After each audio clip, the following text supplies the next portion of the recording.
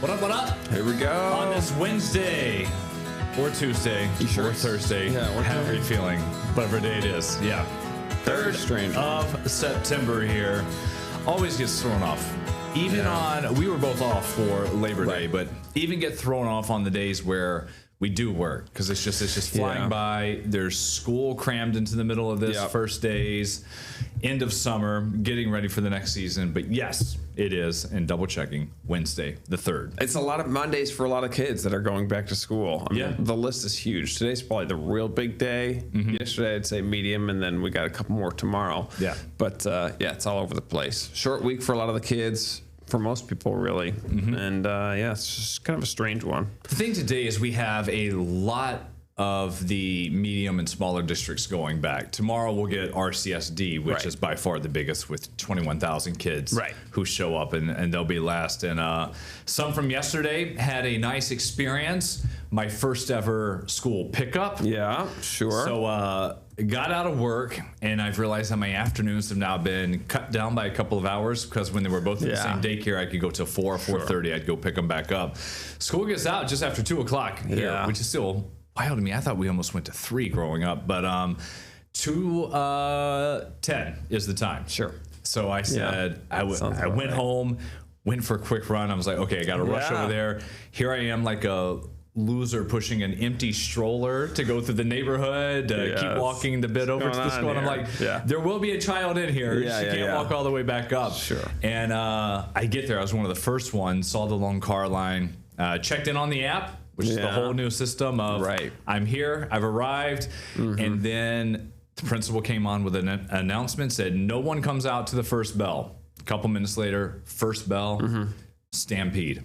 Like the Lion King. Everyone just running out. The older kids escorting the younger ones. They were going to buses. They had signs. Oh, that's fun. And then I see little Brooklyn come walking out, not knowing where to look. And I'm like, B, right here. And she came and hopped in. It was awesome. That's great. Yeah. And did she, what did you say about her first day? She loved it. We're going through, they do like A, B, C, and D cycles of when it's PE, art, music, a combination library on whatever the day. They did PE yesterday.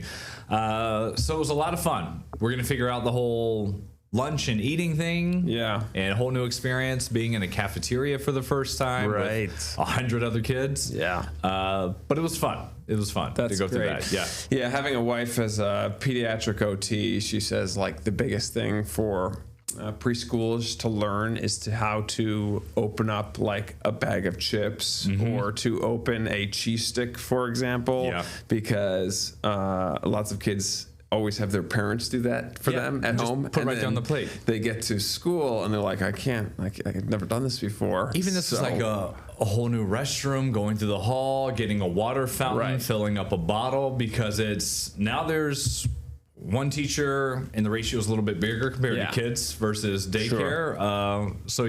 And a bunch of new faces. She saw a lot of friends at recess and at lunch, so that was fun.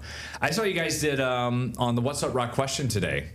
Pen versus pencil. Pen versus pencil. Yeah, it's a fun conversation. Being a math background with a lot of science involved, it had to be pencil for me. There's just too many errors or writing numbers wrong, and you're just doing sheets and sheets and sheets of work. You're constantly reworking things, drawing diagrams, adjusting lines, things like that. So there's no choice. It was 100% pencil all day. I think I don't know at what point moved to solely pen. And I think part of this had to go growing up. My dad worked as a bank manager, so he always had the fanciest things to write with. Like the best pens, the ball, all the, like, they would be hundreds of dollars probably. Yeah. You look at that of what he had, and they would all be gifts, however he got them through work. And so I always had some around the house. And when I graduated from college, and just remembering this, he walked up to me after the ceremony. We were outside the stadium, and he's like, here's a little graduation gift. Hand me a little holder here. And I opened it, and one was mechanical pencil, but fancy. And then the other one was one of his fanciest pens that he had. Look and at he was that. like, I got that one from one of my first bank jobs. Yeah. And I've got that, and I got to remember where it is. It's in a drawer somewhere. is in the house. Okay, that's good. It's in Didn't get tossed. one of the 2 or 3 briefcases that I probably stored in the basement over the years. Sure. It's probably right there in the same one that has my college diploma. Yeah. Both of them. Is it labeled sentimentals? No, it's probably labeled just black briefcase, cobwebs. Yeah. That's what it is. Yeah.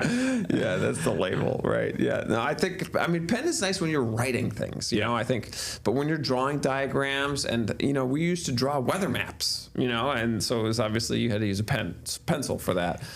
So Here's another thing. We part of our back to school to-do list for the classroom for Brooklyn was we, the parents, had to write a note about our daughter, anything they should know, whether it be food related, is she shy, what does she like, fun things, or anything about her story. Yeah. And I saw my wife, Steph, start writing this, and it's a beautiful note, very long, a lot of it in cursive. And I was just looking, I'm like, I can't. Can't do it. Not for you. I can do my signature on a check, and that is it.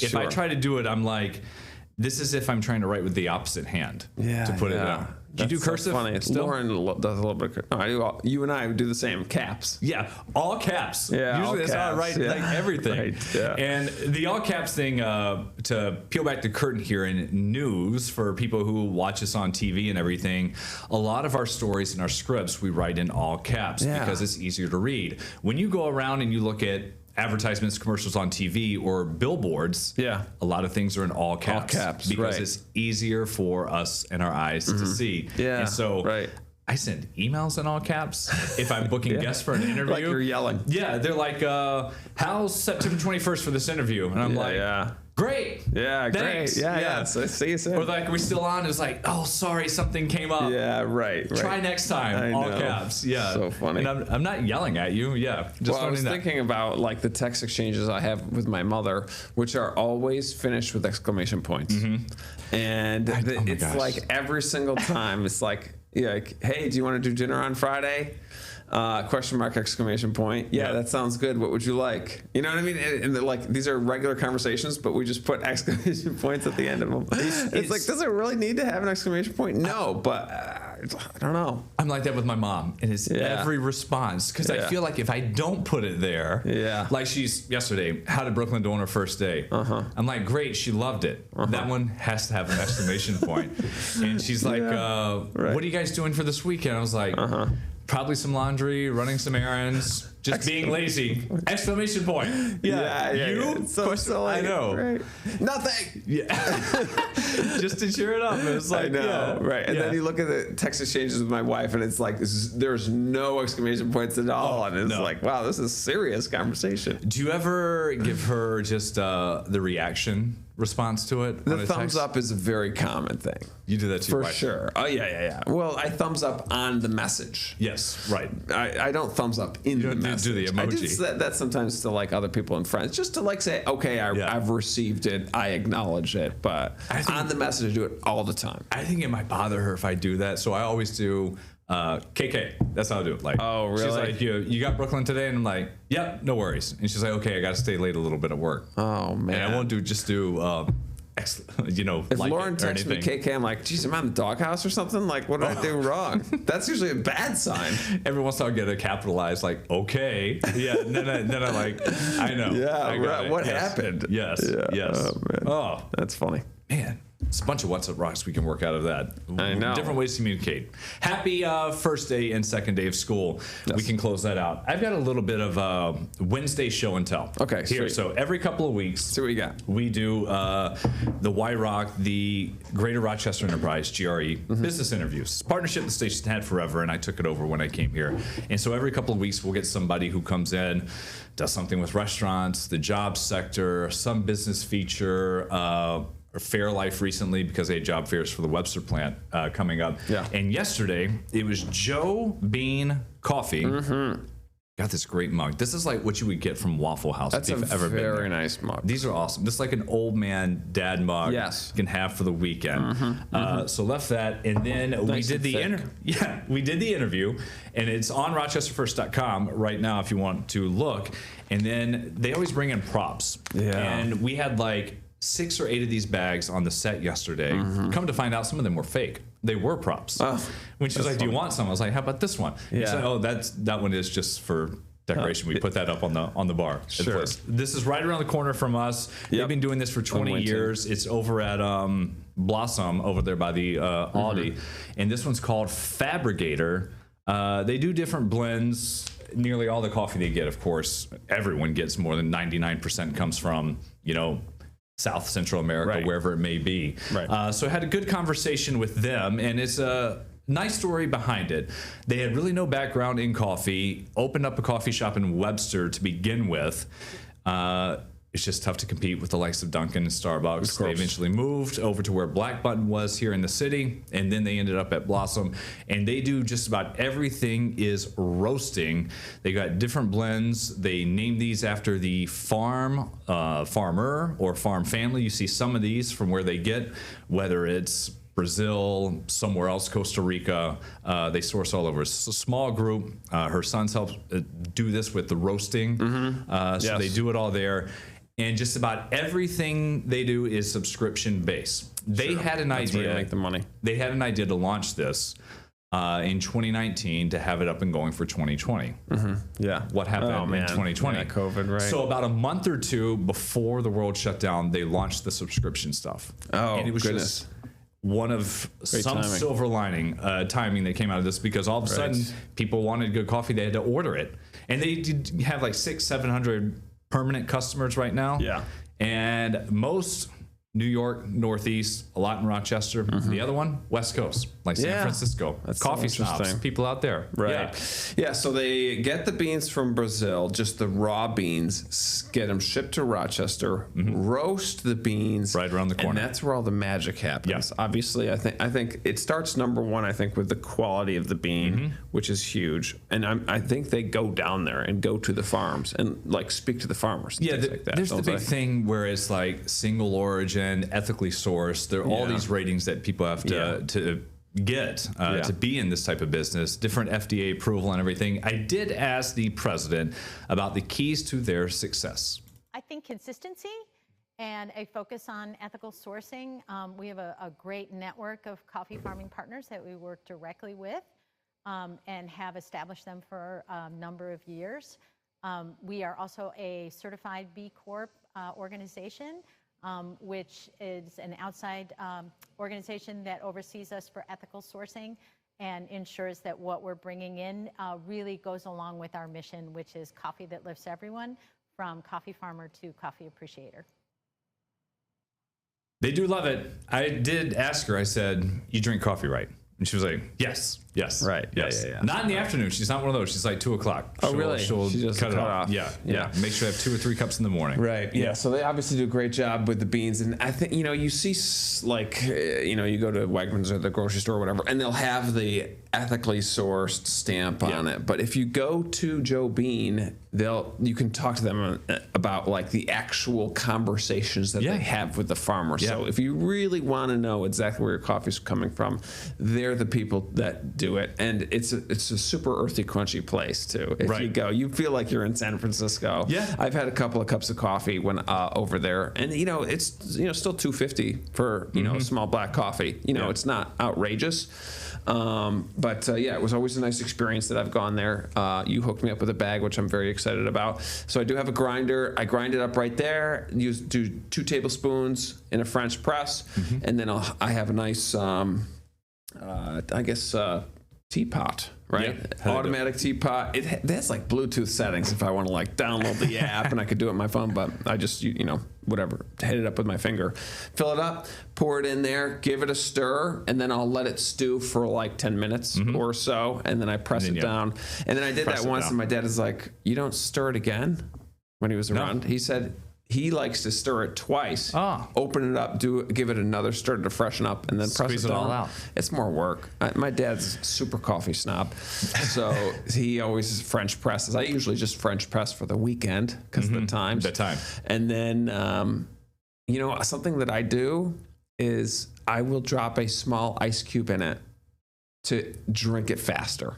because I want to drink it right away. Yeah. So I'll press it after 10 minutes. I'll pour it into my mug, and then I drop an ice cube in it, and then it's ready to go. And it's water. It's water anyways. You know, it's kind of weird, but it's already water. It just cools it down a little bit. And if anyone wants to do this, I mean, we are not coffee snobs. We like to think that we know what it is, and it doesn't take a ton of money to do French press. You can get cheap ones on wherever you want to order it, Amazon, wherever else, and it's literally you're boiling a pot of water, you throw it in there, let it sit, and you just press it down for a little bit on the weekend. A little bit of time, but it makes you feel a little different. We'll talk Monday how it goes, but I am very excited. The review on it. Would have enjoyed some of that this morning. It was a little cool out. Yes. I saw some stars in the sky. Pretty clear for much of that. Yeah, there was a lot of hype on the aurora past couple days. Couldn't make that happen, but I've seen some pictures a little bit further south. But otherwise, gorgeous day. You can't write it up much better for a first day of school. We had some really heavy rain in some spots. Outside of Roy got like 2 inches of rain yesterday. They got like one cell that just sat over them for a while. Yeah, but upper 70s to near 80, picture perfect sunshine. You see that there, low humidity. Average high 78, so 80s. I mean, just get outside, enjoy it as much as you can, because these days do not last forever. I spent the last couple days closing my small pool. That's it. Yeah, it's not a kiddie pool because we do have like a filter on it, and I put chlorine in it, so it's an official pool.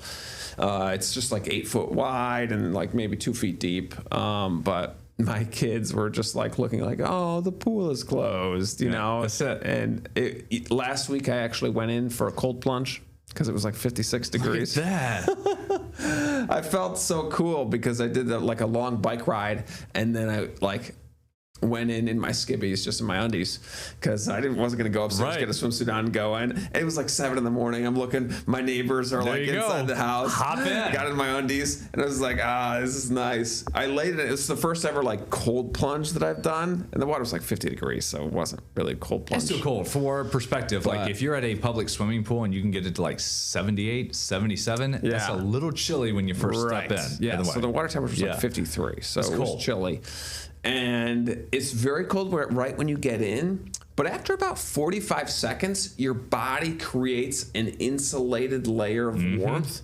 So you're like, it's not that bad. And then you get out and you feel really refreshed and things like that. So you ever done a full-on ice bath? No, I haven't. People rave about them. My friend's got the things you can order, which these things are expensive, and you set in the garage. Others have taken like an old keg or whatever it may be. Yeah. I've seen those. Barrel. Barrel. But what you mentioned about like not moving, I've never done a full ice bath, but with sprained ankles, a big thing we always did in college and high school was Gatorade bucket, fill it with ice, water. You sit in there for like 15, 16 minutes. Put the legs in, You put your legs in, first couple of minutes, unbearable. Right. And then goes a little numb, comes around at the barrier, and then you have a friend come by and we would kick it so the water would move. Oh, sure. And then it's just the pain just shoots up because you're not numb to it anymore. Oh, that's true. Yeah. Right. Because it kind of gets rid of the insulated layer. I can't imagine doing that. Full body on that.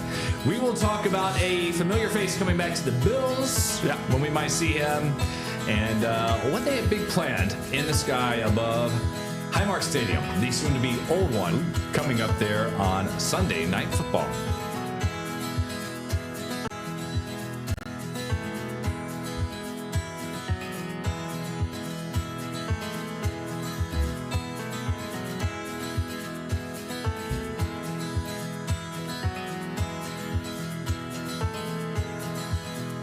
Here on the Second Cup of Sunrise pod with James, I'm Brennan. On this Wednesday morning, 21 minutes past the hour, if you're watching us live on the podcast, which we're here Monday through Friday. Getting out on the air later in the day as well. Yeah, sure. Nice. Anytime. Put it up on the app. All of Adam's stuff. He's doing interviews every day. Seems like around here. Yeah. Of course, that as well. Something they're talking about. How about Gabe Davis? Yeah, coming back to Buffalo. We'll be starting on the practice squad is what we're hearing. Buffalo and their ex got back together. Yeah. Trey White, too. Everybody's...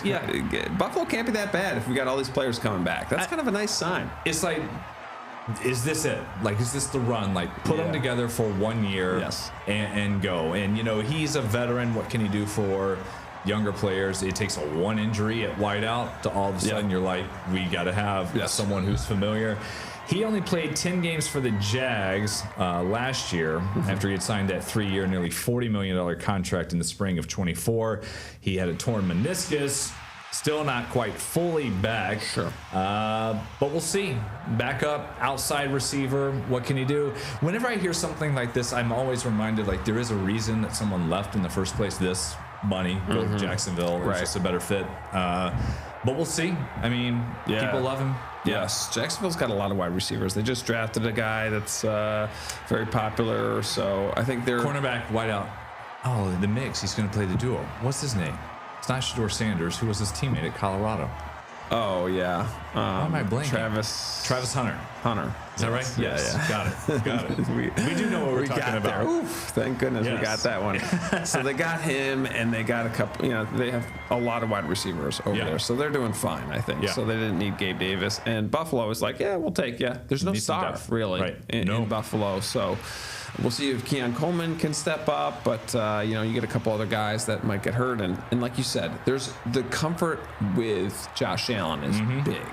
So I think that familiarity is important. So I think he's going to hang out on the practice squad. We'll see if he gets brought up. It's definitely a headline. This is someone that could be week 11 or week 12. It's just one play that picks up 37 yards or something that helps get a win over whoever you're playing at the time, Cincinnati, Philly, or whatever it may be in a big game. He was a nightmare for fantasy football owners.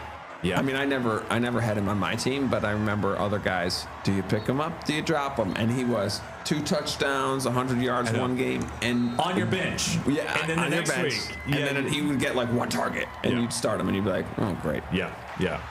Coming up Sunday night, a drone show, like the old school footage here back during the Four Falls of Buffalo, that run of making it to the Super Bowl, not getting it. So this will be a drone show at halftime on Sunday Night Football. That game coming up in a few days against the Ravens. It'll feature several Bills-themed formations above Highmark Stadium as they say the farewell to that home in its final season. Sean McDermott has been here for 9 years as the head coach, and everyone's still chasing that goal. And we're hearing from him on their dreams for a Super Bowl, of course, and trying to erase that history of fumbling 4 of them in a row, which we had never seen. People don't ignite. This is, you talk about, now you're going to get me going. Like, you're going to get me going. It does. It bothers me. It honestly pisses me off because people don't know this town. They don't know how hard that is to get to 4 straight Super Bowls. It'll never happen again. Yes. It'll never happen again because no one's going to lose 4 Super Bowls. But it's hard to lose 4, right? Isn't that? Yes. Philly went back-to-back, got 1 of them. Yeah. Right? Chiefs went 3 times, got 2. Yeah, and almost had it. I can't. Right. So I was alive, very young, whenever this happened, so I don't remember any of this. But can you imagine if it started like this year? Say it was Buffalo or Denver or New Orleans or someone. 4 straight Super Bowls in a row, and lose that and not win any of them. Sports media talk would just implode. So painful. That's a long time. Like getting into your next 5th AFC season. Championship game, you're just rolling through teams, and then you get to the Super Bowl, and you can't make it happen. The Cowboys, the Packers, they just had so many people, so many teams that were just a little bit better than them. Yeah. And, it is painful. And I think Sean McDermott certainly has mixed feelings. He is 100% right that getting there is an incredibly great feat. Being an AFC champion is really, really good. And, I get it. Like, get off my back and stop. Don't bring this kind of stuff up. But there is 100% something in the back of his brain and something in the back of all these guys' brains that say, man, the Bills have never done it. We've never won a Super Bowl. And that is a monkey on the back, despite the accolades that they deserve for going 4 times. And he's quietly, pressure on him too. Like he's at least AFC title game. Has to get there again. 100%. Yeah. It needs, I think for him to keep his job, it needs to be a close AFC championship game. Yes. Right? If he doesn't get to the championship game, then the questions are going to get real loud. That would be the same with who he's going up against Sunday night with Harbaugh in Baltimore. Yeah. Great longtime coach, yes, that's Lamar true. Jackson, but he hasn't gotten to the Super Bowl. Right. Yeah. I know. Flacco. The questions are getting really loud. And I mean, they almost lost to the Ravens last year. Wasn't it a drop by the tight end? Oh, I remember. Yes. He dropped the ball, and that would have sent the game into overtime. It was going to be a touchdown. It was right there on the edge as Lamar threw out. And, he threw the ball in his hands. and dropped it. Yes. Man. And we got football tomorrow. It is here. Yes. Just like that. Tomorrow night. That does it for us. 36 hours. We'll talk about that. Something else coming up here tomorrow on the pod. Second cup of sunrise. We'll see you on air midday, News 8 at noon. Get the Rochester First streaming app today for everything you love from News 8 on demand, plus exclusive shows you won't see anywhere else. Search ROC and download for free on Roku, Amazon Fire, and Apple TV.